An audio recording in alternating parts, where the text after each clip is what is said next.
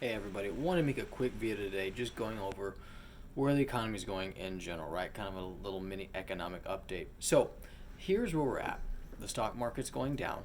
It is today, it was down pretty bad, right?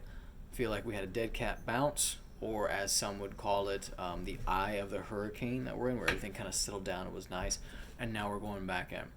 Crypto, same thing. It's headed on its way down. Oil is down a little bit momentarily, artificially, right?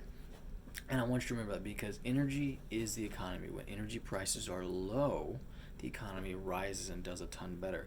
One of the previous presidents actually put energy prices at like $40 or $50 a barrel, maybe something like that, on average. And the economy boomed incredibly because of it, because energy is the economy. In other words, if we have cheap and easy to come by energy, everything goes up. The economy goes up. You can do more with less because it costs less.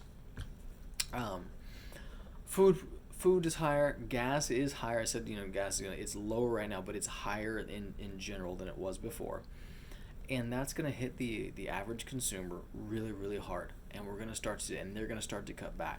And when the average consumer starts to cut back, companies' profits are going to go down. When companies' profits go down, and they have to report that in their stock price, their stock will go down. When their stock goes down, and with their profits go down, they're going to start making some cuts. They recognize that they can't market, like more marketing is not going to do anything because they can't profit more. So what do? They cut people. They cut their highest expenses. They cut locations that aren't producing as well, which have people manning them, right? So what happens then is unemployment goes up. And this is what the Fed wants. They're raising rates. They're about to do quantitative tightening, which everybody I've been talking to, that's the scary part. That is the scary part. Interest rates going up, yeah, not the best, but Fed tightening is really something, right? And then we're about to see it. And they just started this month in September of 2022. And once unemployment starts to go up for a time, asset prices will go down, right? There's a joke I tell people. So like when you get laid off, what happens, right? You live off your savings because, like, say you're in the tech world and all the tech companies are laying people off. Well, it's going to be hard to find a job in tech because everybody's laying off. You're either going to have to find something that is associated with tech or maybe something else, that doesn't have anything to do with tech, or you're going to live off your or you're going to live off your savings in the meantime. So what does this mean? So when your savings goes dry, what happens? Well, you got a choice. Okay, you can sell your stuff, or you can lose your stuff and your livelihood, right? Or as I call it, this is where I joke around. You got a choice. You can sell you can lose your ass or your assets, right? Now I joke around about that, but you're never gonna forget it. Okay. That's when people start to, and when we see everybody start to do this at one time, right? We're gonna see asset prices go down. Stocks are gonna go down even farther. Gold and silver is going to go down. Real estate is going to go down. I know. A lot of people out there, they hate that thought type thing, that real estate always goes up and never goes down. But just take a look at charts in 2006 through 2008, right? That was a decade and a half ago, and people forget about that. The same issues are there here. Yes, we have a little bit better loans, but right now they're not doing ninja loans, but they're doing they don't care about credit. Bank of America doesn't care about credit and some other stuff that's really important, or a down payment or anything. But the fact is this: we had a housing shortage back then. We still have a housing shortage now. We're always going to have a housing shortage until this is my theory, until the baby boomer generation dies off. I think we will have a housing shortage in America until that happens. So. But we still have booms and busts even in housing shortages, right?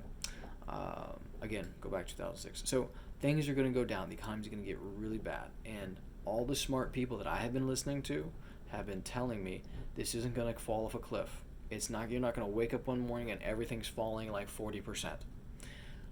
It's going to be what they call a salad bowl recession, maybe depression, right? What do you mean by that? A salad bowl has a steep edge and it comes down and it has a level off and it has a steep edge going back up. And that's what they think is going to happen. And this could last 10 years is what they're saying. I don't know if that's going to happen, but I'm saying it would be wise to prepare for it. And while we're on that subject, what's the difference between a recession and a depression? Anybody know? About 20 months. Yeah. So if I remember right, a recession is 2 months, 20 quarters. A recession is 2 quarters of negative GDP, right? That means our gross domestic product is going down. What we're producing is going down 2 quarters in a row, right? And that could be, these last 2 quarters were about 1% off, but it's not going down 10%. It's going down like 0.1%, and then last time it went 0.5%. So we're in a technical recession, right? A depression is that doing it for 22 quarters. If I do the math in my head really quick, that's like 5 years, 5 to 6 years, 5.5 years. We could be in a technical depression before the end of the 2020s. Just food for thought. I'm not saying we will. I'm saying it is smart to listen to the billionaires and the high millionaires and listen to what they're thinking, what they're doing, what they're projecting, and just follow suit sometimes, And that's what the people in my life are doing, are saying, are thinking. The billionaires I know, the ones that are close to 100 million plus net worth, they're saying this could be a salad bowl recession, or most likely depression, technical depression. But we will see. So that's my financial news. Either way, I know oil and gas is going to spike next year, because, like I said, energy is the economy type thing, and it's also. I just made a video about it. I won't go over the details, but basically, supplies are constrained, and demand is just as high as it was before the pandemic, and that means prices are going to go up, especially with the China and the U.S. not flooding the market with reserve barrels. They're going to stop that, and they're going to have to put them back in. At least the U.S. will. I'm not sure about China, but they're going to have to put them back in, and that's going to cause it to fly up. Also, Russian oil might take a hit in the winter with if they have to shut down some of their rigs and cap them in the permafrost area, because once you cap them, they don't come back.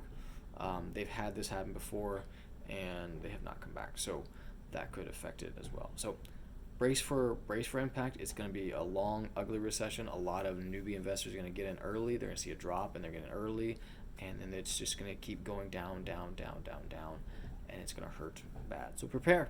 If you have any questions, I'm always here to help. Give me a call, shoot me an email. We'll talk.